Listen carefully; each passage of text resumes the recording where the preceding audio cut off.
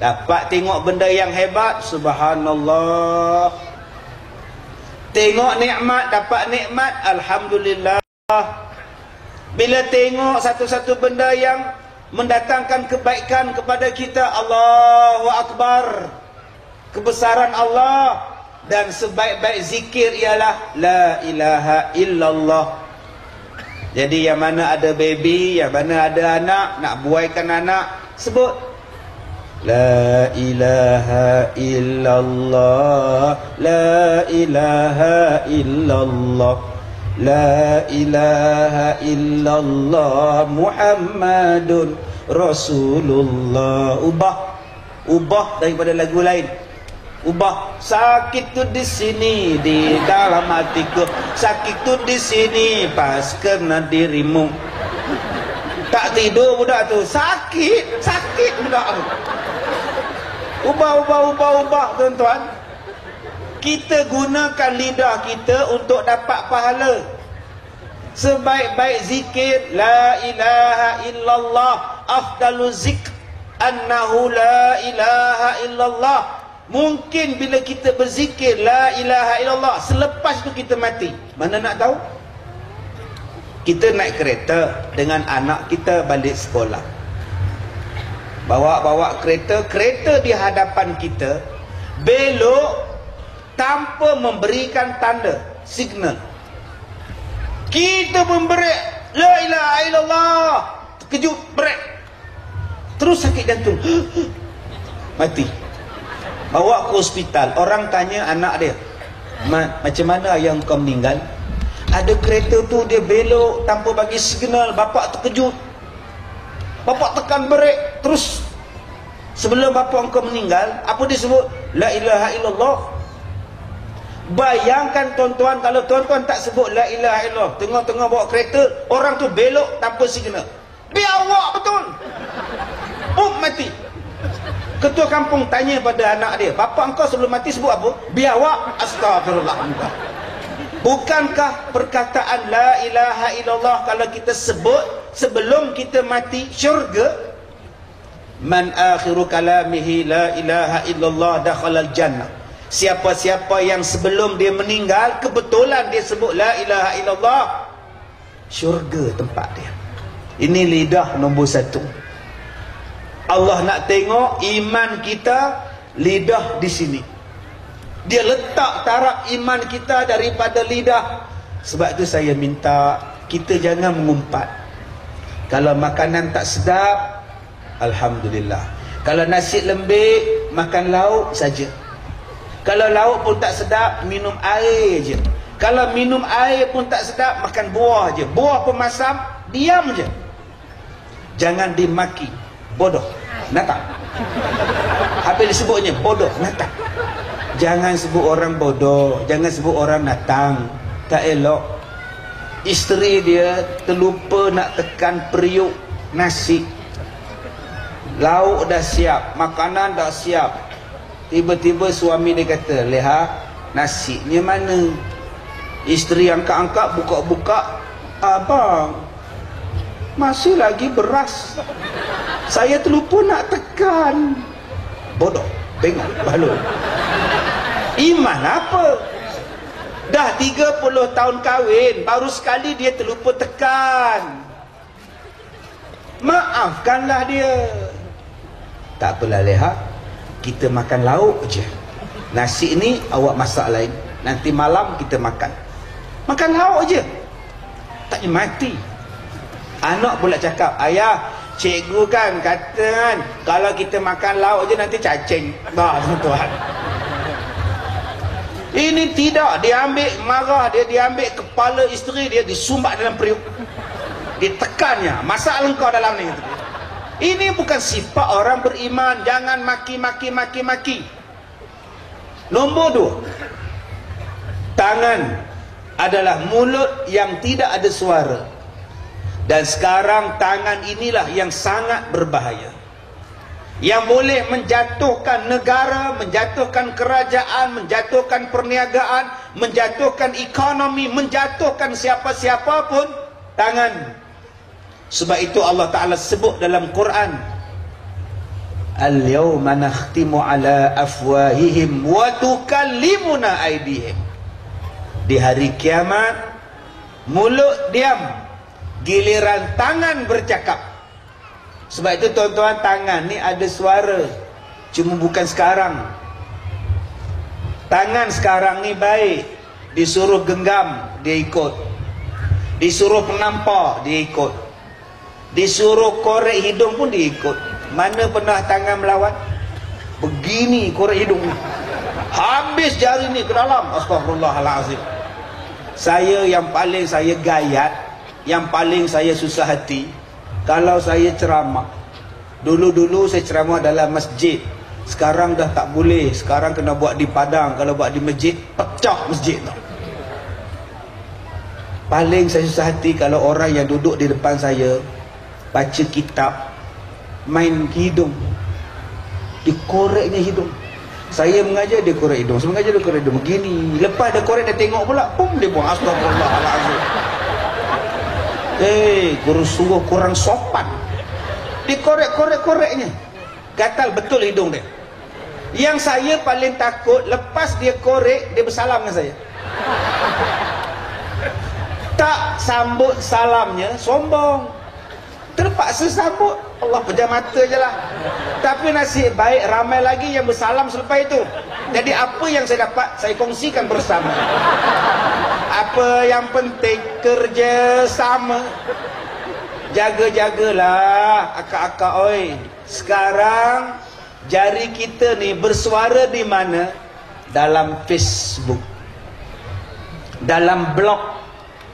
Dia menulis. Dia hantar.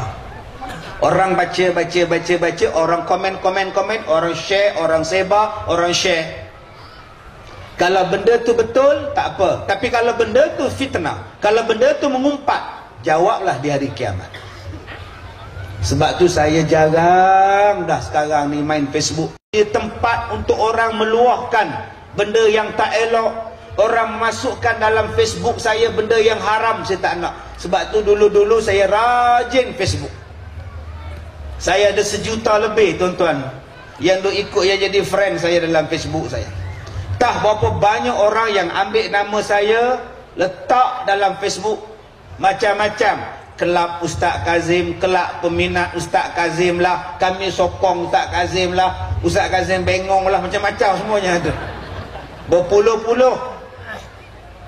Yang tu bukan saya buat, saya tak tahu siapa buat. Dulu tuan-tuan, sekali saya post, berjuta yang membaca. Sekali saya hantar gambar, berpuluh-puluh ribu orang. Saya takut dalam banyak-banyak itu orang menjadikan saya punya Facebook tempat bergaduh. Orang tanya saya, Ustaz, kenapa Ustaz tidak lagi berFacebook?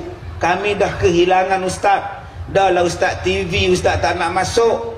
Saya cakap nak masuk macam mana? TV tu kecil, saya ni besar. Aku sepak Ustaz ni kan. Cukuplah TV ni, bagilah orang lain pula. Cukup sampai di sini sayang. Relakan perpisahan ini, walau berat di hati dan juga perasaan, ku tempuh setiap dugaan. Yang saya tak masuk forum perdana dah tak adalah.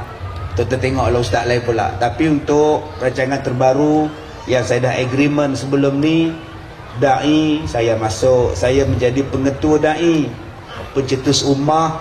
Saya jadi juri tetap dan pengetua pencetus ummah. Dan saya akan buat rakaman balik, tanyalah Ustaz. Dan semalam saya jumpa dengan Rosyamno, Datuk Rosyamno. InsyaAllah semalam dia offer saya berlakon. Saya tanya, jadi apa Datuk? Saya nak buat filem dengan Ustaz. Filem? Saya kalau setakat pelakon tambahan tak payah, saya kata. Setakat nak jadi Ustaz tangkap hantu bolang botol tak payah, saya kata. Kalau Datuk jadi Castello, saya jadi Castelli namanya. Baru boleh tuan. InsyaAllah lah kita akan buat. Saya nak sebut pada tuan-tuan tentang tangan. Kuasa tangan. Powernya tangan sekarang ni dengan Facebook, tuan-tuan. Berapa banyak kerajaan di Afrika jatuh. Kerajaan Hosni Mubarak, kerajaan Morsi jatuh dengan sebab Facebook. Sebab itu di negara China mereka kontrol Facebook. Sebab dia boleh jatuhkan siapa-siapa pun. Kalau orang nak menjatuhkan saya, tuan-tuan hanya perlu hantar Facebook, ambil gambar, dah siap. Sebab tu saya takut, tuan-tuan. Bila saya pergi ceramah, macam-macam orang ada yang peluk saya. Kalau lelaki tak apa, perempuan. Buatnya ada orang masa tu dia snap, pump, dia bubuk. Ustaz Kazim memeluk perempuan. Tak menjawab saya, tuan-tuan, diam terus. Saya pergi ke Johor, datang orang perempuan, Ustaz Kazim, peluknya. Jenuh tolak, anggota rela, nasib baik rela ada. Tariknya dia macam lintah makcik. Saya tarik, lepas pergi balik, tarik, lepas pergi balik. Aku tak kira, aku nak peluk juga, aku nak peluk juga. Astagfirullahaladzim, bawa bersabar makcik. Tak boleh makcik. Siaga umur dia dalam 76, 72 gitulah, tuan-tuan. Lari saya. Kalau 26 saya biar je, tak apa, peluk lah, kan? Ni dah veteran ni, minta maaf lah. Takut, tuan-tuan. Kadang-kadang dia terpa je, boleh jatuh. Ni kuasa. Dia boleh reka kepala saya, badan negro mana tak tahu. Pakai seluar dalam je. Ustaz Kazim bersantai, kita dia. Cancel habis ceramah tau. Sebab ini, tuan-tuan, jaga-jaga, jangan fitnah. Saya takut orang tanya saya, Ustaz tak sayang ke? Facebook Ustaz ni boleh buat macam-macam, boleh menjual barang, boleh buat apa. Ustaz ada lebih 1 juta orang. Saya kata tak, saya lebih sayang anak-anak murid saya daripada baca benda haram. Lebih sayang pada mereka. Saya nak selamatkan mereka daripada membaca benda fitnah yang dikomen-komenkan orang. Saya tutuplah, saya diam-diam. Tuan-tuan bayangkan gambar saya dengan Jackie Chan. Dalam tempoh sehari berjuta orang tengok. Komennya beribu-ribu. Saya rasa Jackie Chan pun terkejut. Jackie Chan ni, tuan-tuan, tak macam mana duduk dengan saya. Pergi ambil pingat dekat Istana Negara. Pingat itulah ni Datuk. Ada orang kata bangga lah dapat Datuk. Tak ada bangga lah, biasa lah bro. Orang bagi saya ambil lah. Takkan nak tolak pula, sombong. Orang Ipoh talak sombong. Ipoh mali talak sombongnya, tuan-tuan. Saya pergi ambil hari Sabtu rehearsal di Istana Negara. Sebelah kursi saya ni kosong. Saya pun tengok nama ni, Jackie Chan alias Chang Song Kang. Jackie Chan mana pula? Ada juga orang Malaysia Jackie Chan. Itu hari Sabtu, dia tak datang.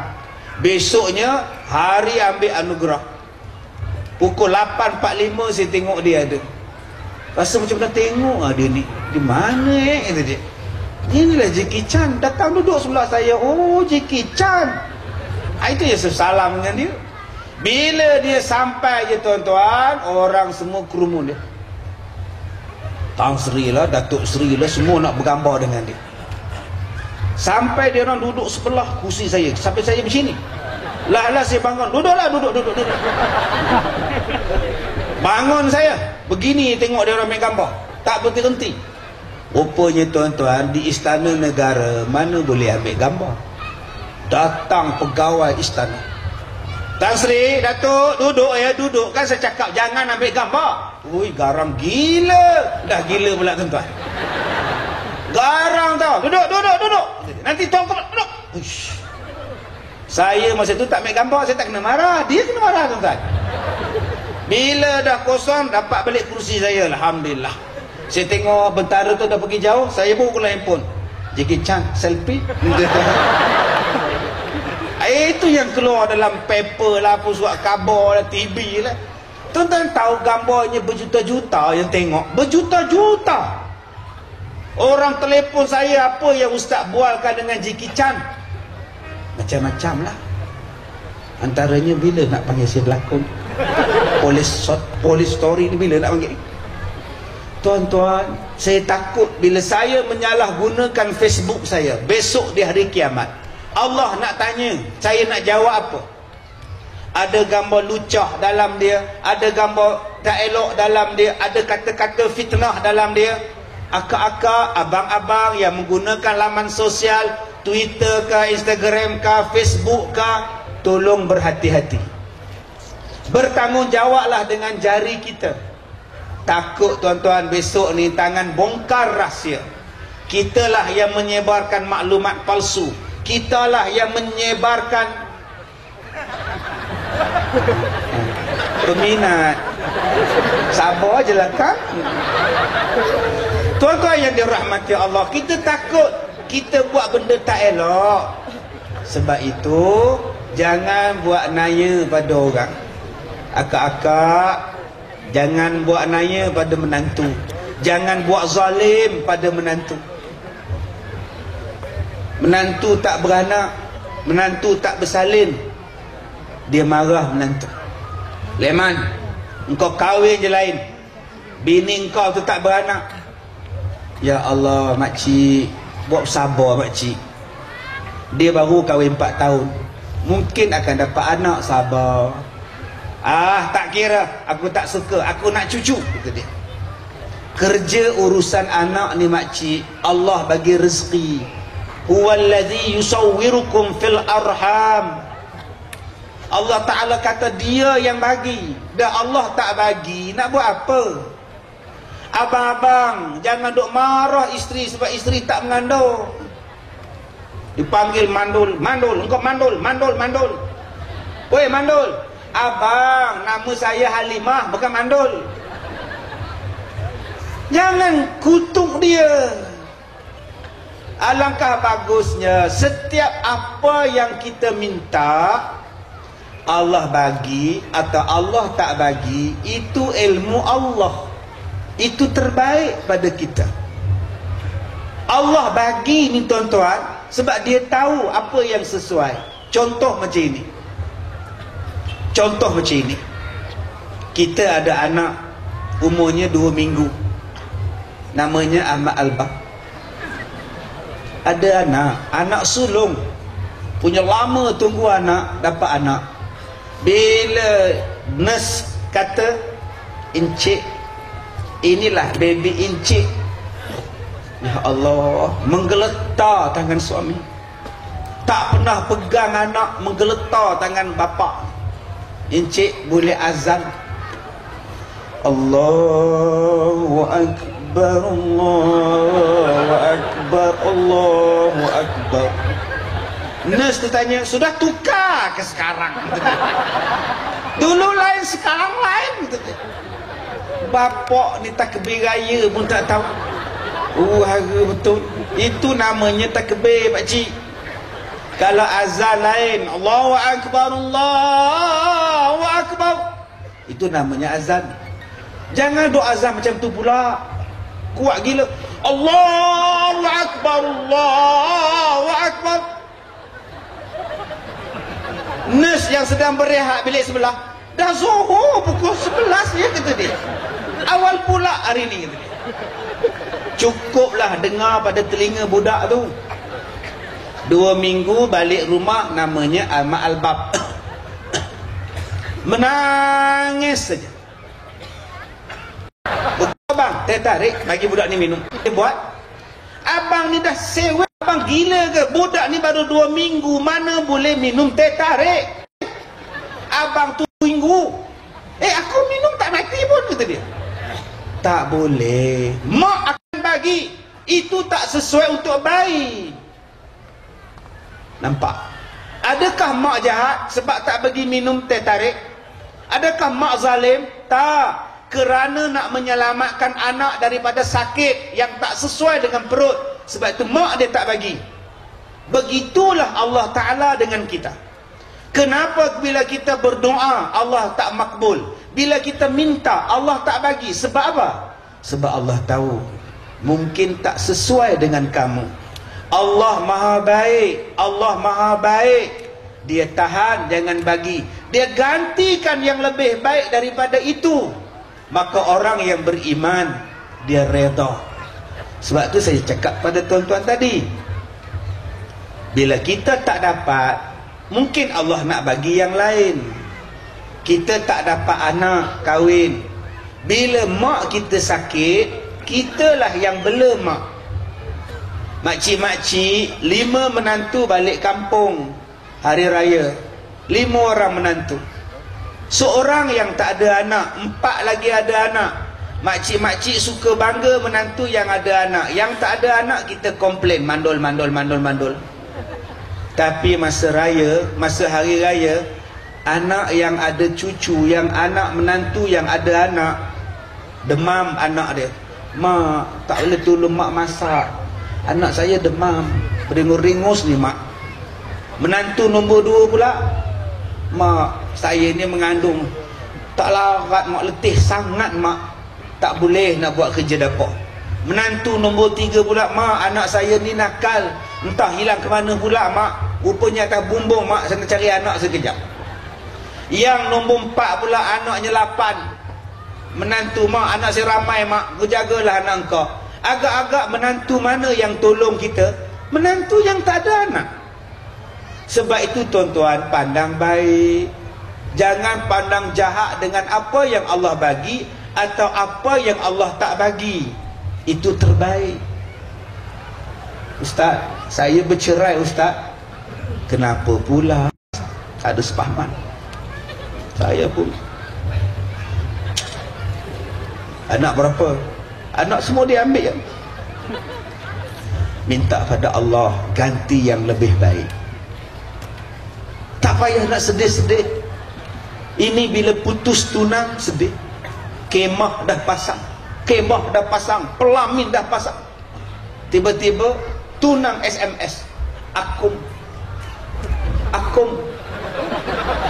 perkahwinan kita tak jadi, harap maaf, pecah kaca, pecah gelas, lepas baca harap balas. Senang-senang je kau putuskan. Mak aku dah tempah sana, bapa aku dah cari orang, dah jemput. Mak, ni abang Bidin dah putuskan pertunangan, minggu depan nak kahwin mak. Aduh, dia lompat dalam bilik, atas katilnya ditepuknya tilam.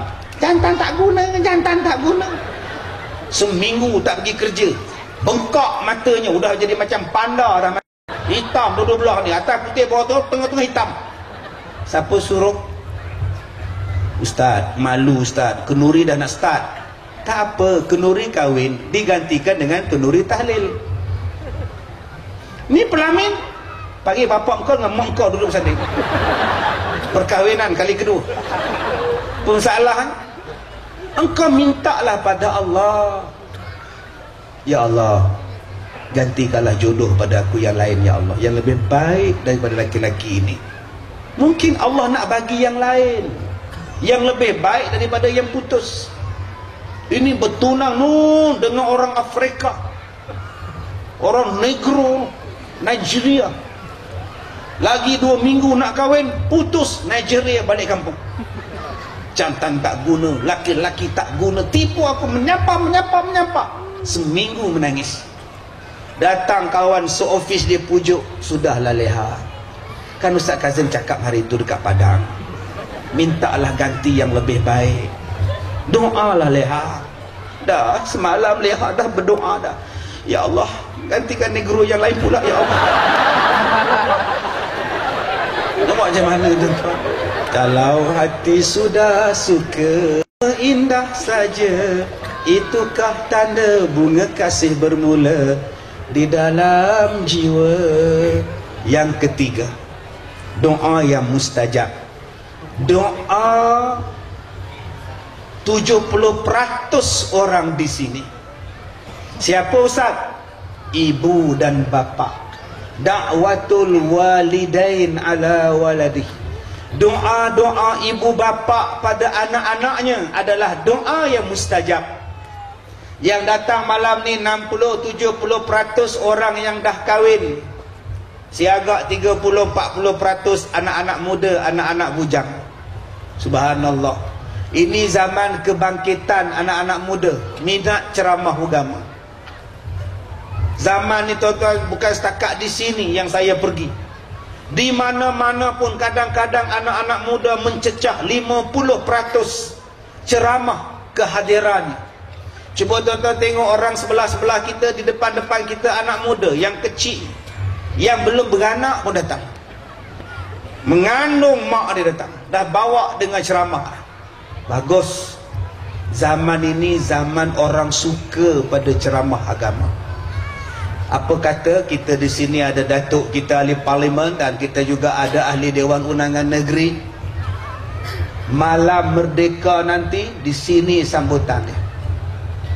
Kita buat ceramah.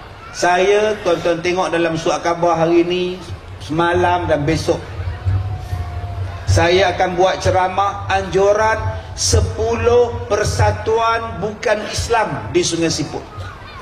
Persatuan India, persatuan orang asal, persatuan Cina, persatuan orang-orang Cina bergabung jemput saya buat ceramah tentang keluarga bahagia.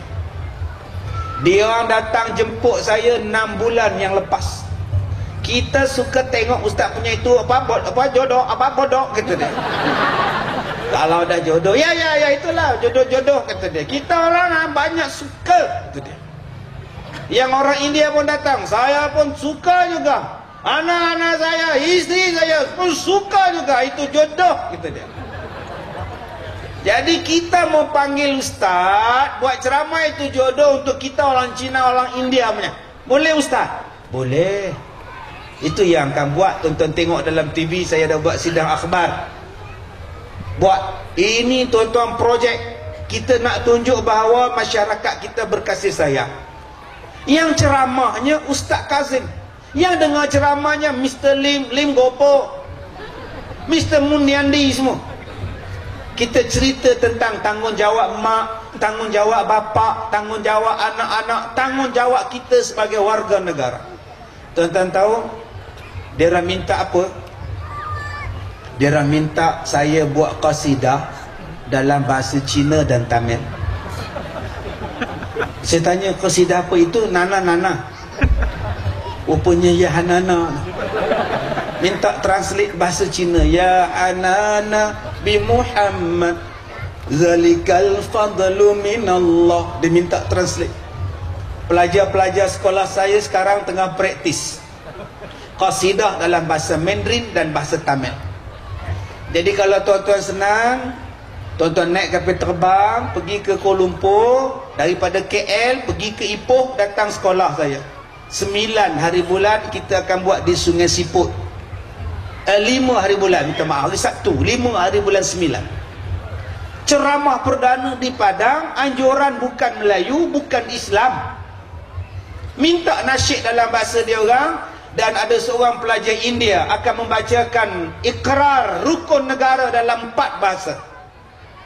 Dia orang India, dia akan cakap Tamil, dia akan cakap Mandarin, dia akan cakap Melayu dan bahasa Inggeris. Tuan-tuan, kita kena buat di Padang ni. Bukan setakat Padang kali ni tuan-tuan, kita buat ceramah saya seorang. Kita tarik anak-anak muda di tempat ini. Sebab tu saya cakap tadi, kita untung kita ada pemimpin macam datuk kita. Buat. Jangan sekali ni saja buat ceramah aja. Anak-anak muda kita dia minat juga menyanyi. Buat konsert. Apa salah? Kalau tuan-tuan tak dapat Ramli Sarip, panggil Ramli Sirap. Janji lagu-lagu dia baik. Panggil lagu-lagu yang baik, penyanyi yang sopan, menyanyilah di sini. Silakan. Bukannya salah. Ambil lagu yang baik, panggil lelaki penyanyinya, menyanyi lagu-lagu yang baik. Buatlah yang baik pada ibu bapa, dengar nasihatnya, jangan derhaka pada keduanya, jangan derhaka pada keduanya, laknat dari Tuhan akan menimpa. Kalau tak nak buat konsert, buat karaoke. Pertandingan lagu-lagu karaoke, merebut piala Datuk Remy. Johan melancong, kok terkena palu. Oi tuan-tuan, ambil lagu-lagu yang baik-baik, lagu nasyid, tak pun lagu memuji Tuhan. Ni lagu ni, nampak tak malam ni? Lagu memuji keindahan alam. Malam ini lagu-lagu karaoke yang tadi dipertandingkan adalah lagu-lagu bertemakan malam. Dijemput adik Muhammad Haikal untuk menyanyikan lagunya yang bertajuk Malam. Malam terang cuaca, bulan bercahaya, bintang berjuta-juta untuk kita berdua. Kan seronok. Pesta yang kedua adik Muhammad Ridwan dengan lagunya Malam. Malam bulan di pagar bintang, tambah seri cuaca malam. Dijemput adik Muhammad Haziq dengan lagunya Malam.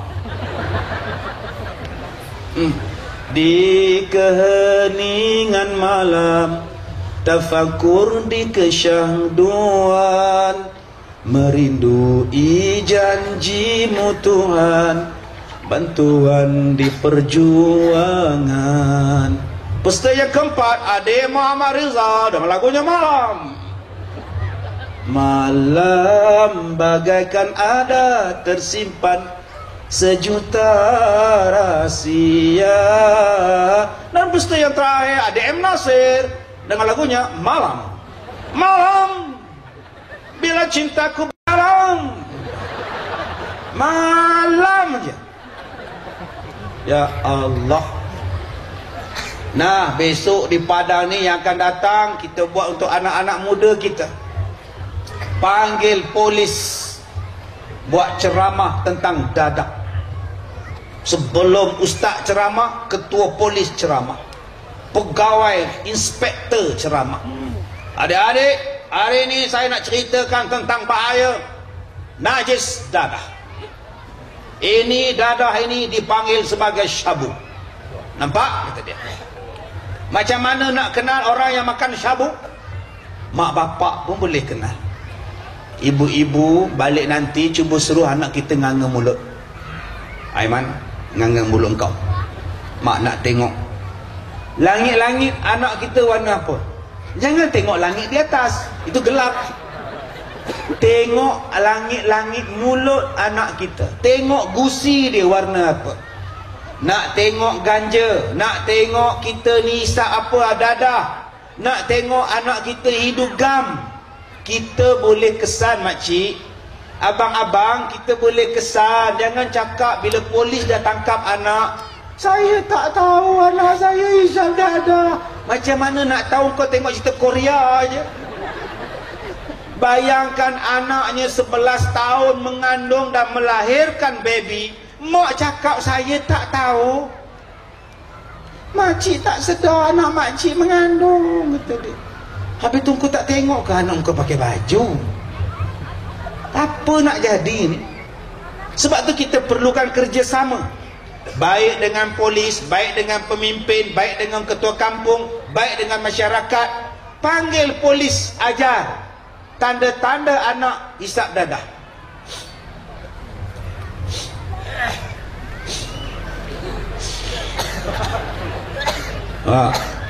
Duit awak. Engkau nak ke mana nak minta duit ni? Bagi duit. Itu dadah tu.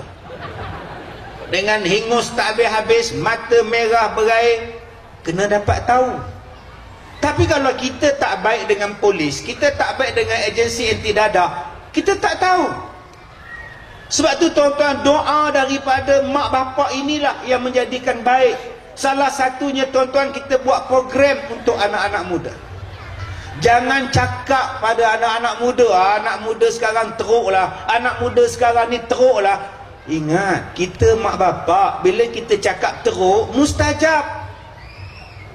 Kalau kita tak bagi bantuan, sokongan pada anak muda, macam mana mereka nak jadi baik? Jom, tuan-tuan tengok malam ni saya sebut, anak-anak muda kita ramai. Sekarang zaman anak muda suka pada ceramah, suka pada Islam. Anak muda datang masjid, orang masjid sambut. Bila tengok anak-anak muda datang ke masjid, orang masjid sambut. Ini bila anak-anak muda datang masjid, kita tengok anak-anak muda 4-5 orang naik motosikal datang, jaga-jaga tabung masjid. Dia takutnya curi tabung masjid. Ya Allah, habis anak muda pun tak nak datang. Jom tuan-tuan, kita bagi semangat pada anak-anak muda kita. Mak kita, ayah kita bagi semangat pada anak masing-masing. Engkau boleh. Kalau kau fikirkan, kau boleh. Kau jangan. Ini berlaku di Kedah. 5 berikal, 2 mak bapak, 3 anak. 2 dalam raga, 2 tengah, begini. Pergi rompak tabung masjid. Astaghfirullahalazim. Tuan-tuan, jom sekolah-sekolah tiru sekolah saya. Bukan saya kata sekolah saya bagus, tak. Sekolah saya tak bagus sangat, tapi saya buat untuk pelajar-pelajar bermasalah. Saya masukkan dia dalam asrama.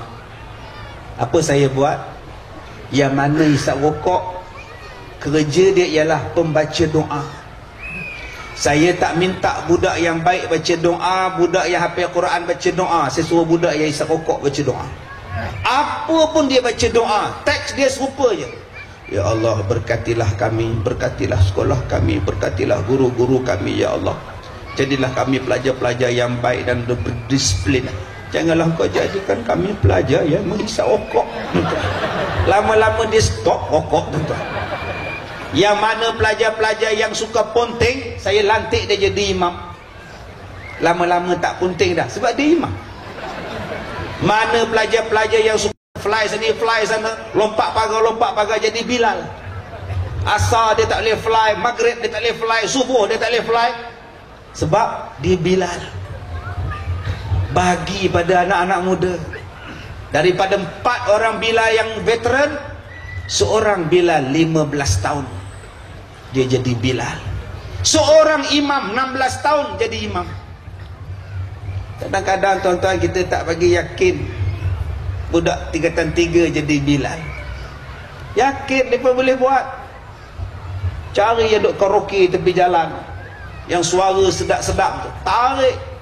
Dia tariknya suara macam M. Nasir. Sedap suara dia. Bagaimanakah ku mula, dan apakah kata-kata yang indah untuk ku abadikan. Jangan ambil budak tahfiz jadi imam, memang dah baik. Ambil mak rempit. Bang, Tok Bilal depannya. Nak rasa kata dia. Teka dia, latih dia jadi imam. Nah, seluruh mak rempit berhenti pergi masjid. Sebab kepala rempit jadi kepala imam sekarang. Kadang-kadang kita tak bagi peluang. Tok Bilal tak bagi peluang. Lepas sembahyang isyak, dibungkus mikrofon, buku buat balik. Hoi. Tak bagi orang azan. Kalau dia azan bagus tak apa, dia azan pun kadang-kadang ya Allah, hayya 'alal falah. Takut budak-budak tu. Bangun tidur, apa tu mama? Orang azan tidur kata dia. Takut budak-budak tu. Ambil budak 14 tahun 15 tahun, latih jadi Bilal. Nah, Din, Aiman, Safwan, Ridwan, Zulkifli, 10 orang anak muda satu kampung jadi imam, jadi Bilal. Hari ini kita akan belajar cara-cara azan subuh. Dengar ustaz baca Allahu Akbar, Allahu Akbar, Allahu Akbar, Allahu Akbar. Ini subuh. Cuba kau buat. Sekarang kita nak belajar pula azan zuhur. Allahu Akbar, Allahu Akbar. Ini zuhur. Yang ni maghrib. Allahu Akbar, Allahu Akbar. Ini maghrib. Semua lagu dia hafal. Okey, kamu hari ni kita akan belajar bacaan Fatihah. Okey, sekarang kita nak ambil Abdul Rahman Sudais. Alhamdulillahi Rabbil Alamin, Ar-Rahmanir Rahim, Malik Maliki yaumiddin. Malam besok, sekarang kita nak ambil Said Al-Ghamidi. Alhamdulillahi Rabbil Alamin Ar-Rahmanir Rahim. Yang ni kita nak ambil bacaan Ustaz Kazim. Bismillahirrahmanirrahim.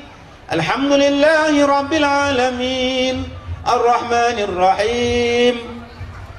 Setiap semayang beza lain, bacaan lain. Lama-lama orang datang, anak muda datang, kawan dia datang, geng dia datang. Sebab geng dia jadi imam, geng dia jadi makmum. Bila dua makmum dan imam bergabung, penuh masjid. Kawan dia yang race motor pun datang, begini geleng kepala. Kenapa mak kau geleng? Tak sangka baru semalam minum air ketum dengan aku. Kalau dah jadi Bilal, astagfirullahaladzim. Nampak benar nipunya. Tuan-tuan, lepas-lepas lantik dia orang jadi Bilal imam, pilih pula anak-anak muda ni tuan-tuan, supaya buat mandi mayat. Nama dia geng mandi mayat. Minta bantuan pada YB, beli jersey bola, tulis kat belakang Nizam geng mandi mayat. Adik-adik, mandi mayat paling best. Jangan takut dengan mandi mayat. Mandi mayat paling senang, sebab mayat tak melawan.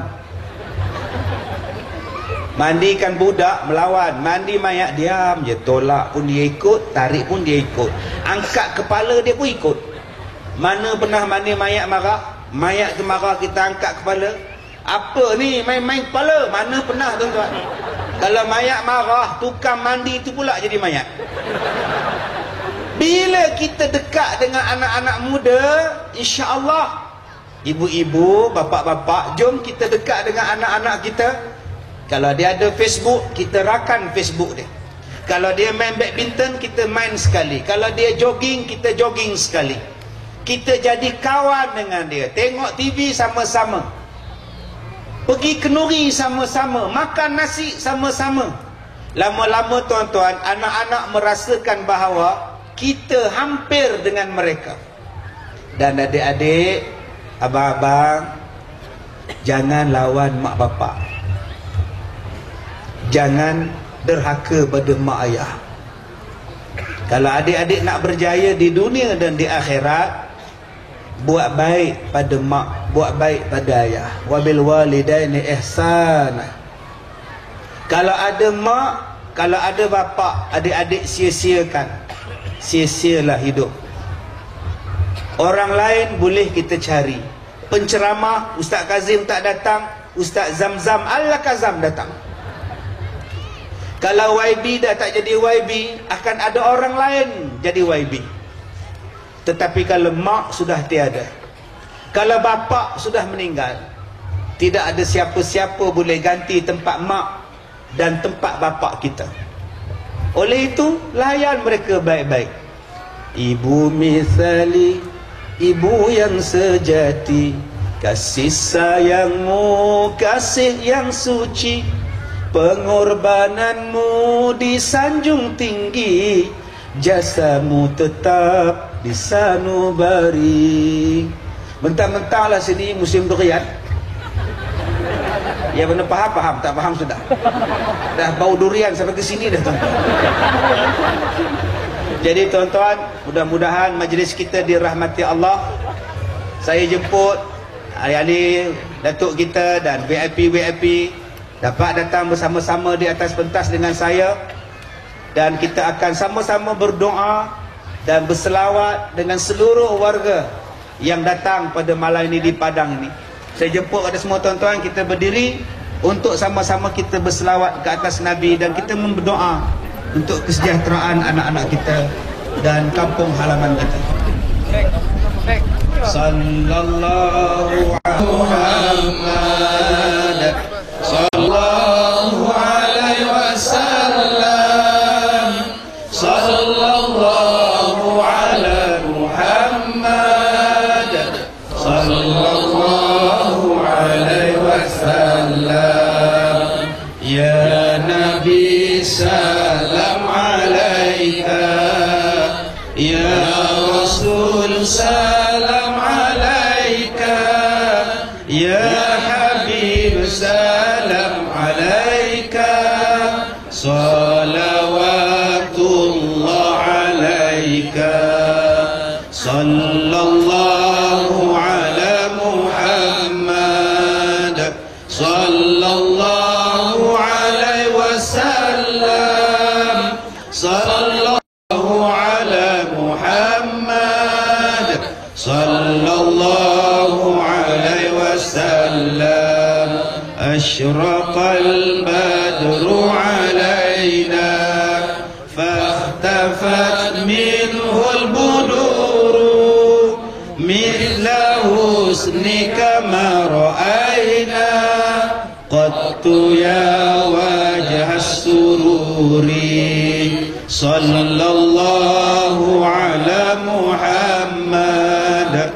sallallahu alaihi wasallam sallallahu ala Muhammad sallallahu alaihi wasallam. Al-Fatihah. Bismillahirrahmanirrahim. Alhamdulillahi rabbil alamin. Ar-Rahmanirrahim. Maliki yaumiddin. Iyyaka na'budu wa iyyaka nasta'in. Ihdinas siratal mustaqim. Siratal ladzina an'amta 'alaihim ghairil maghdubi 'alaihim waladdallin. Bismillahirrahmanirrahim. Alhamdulillahi rabbil alamin. Wassalatu wassalam ala rasulillah wa ala alihi wa sahbihi ajma'in. Ya Allah, berkatilah perhimpunan kami, rahmatilah kami ya Allah, ampunkanlah dosa-dosa kami dan berikanlah kebaikan kepada kami ya Allah. Ya Allah ya Rahman, ampunkanlah dosa kedua ibu bapa kami dan kasihilah mereka sebagaimana mereka mengasihi kami sewaktu kami kecil. Ya Allah ya Rahman, kepada Engkaulah kami memohon dan meminta pertolongan. Peliharalah negeri kami daripada segala musibah dan malapetaka. Peliharalah daripada segala perpecahan dan kerosakan. Sebaliknya Kau gantikan dengan rezeki yang melimpah ruah, rahmat yang berkekalan, yang memberikan kebaikan kepada seluruh penduduknya ya Allah. Ya Allah ya Rahman, kami bermohon padamu ya Allah, jadikanlah zuriat kami dan anak-anak kami anak-anak yang saleh dan salihah, yang menjadi penyejuk kepada mata hati kami ya Allah. Ya Allah ya Rahman, istiqamahlah kami dengan perjuangan kami ya Allah. Kekalkanlah kami dalam keadaan iman dan tauhid yang benar ya Allah. Ya Allah ya Rahman, mudah-mudahan diberikan kekuatan, diberikan kebijaksanaan dan ketabahan kepada pemimpin-pemimpin agar dapat mentadbir mengikut seperti mana yang diamanahkan. Ya Allah ya Rahman, murahkanlah rezeki kami, berkatilah rezeki kami, jadikanlah ianya benda yang berpahala kepada kami sehinggalah pada hari kiamat. Janganlah Kau sempitkan rezeki kami, janganlah Kau hilangkan barakah rezeki kami ya Allah.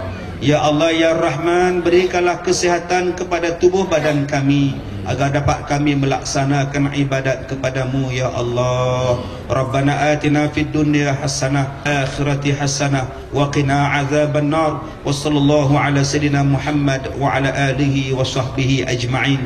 Walhamdulillahi rabbil alamin. Taqabbalallahu minkum. Saya minta maaf jika terkasar bahasa. Assalamualaikum warahmatullahi wabarakatuh. Waalaikumsalam warahmatullahi wabarakatuh. Dan dipersilakan yang berhormat Datuk Raimi Unggi untuk menyampaikan cendah kenangan sebagai buah tangan untuk dibawa balik kepada yang berbahagia Datuk Muhammad Kazim Elias.